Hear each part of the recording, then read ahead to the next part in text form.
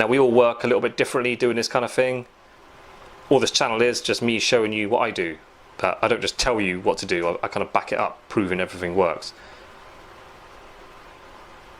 Everything I do has been taught to me, or I've figured it out myself through trial and error, so it's all good information, I think.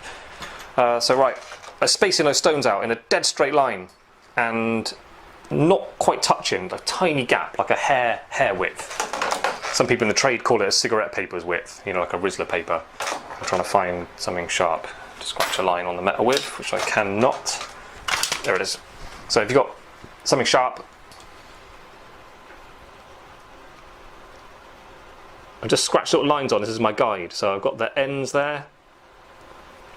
Whoops. So that's my total length, and then marking in between the stones. There you go. May not look that accurate, but it's a good guide.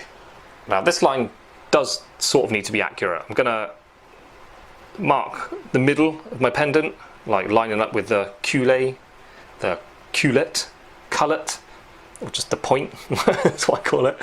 And then we've got to go a dead straight line going right across the middle, so that needs to be accurate. So that's quite an important guide you're going to be working with.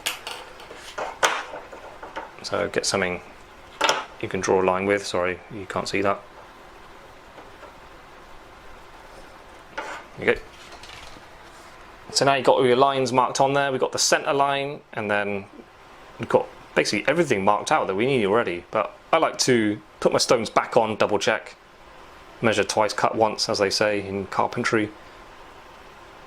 So yeah, there you go, it's all lining up. And basically you don't want, I mean, when the pendant is finished, when you look down on it, you don't want to see any metal around the stones. But at this stage, you want a bit of an edge, because you need something to be able to cut back.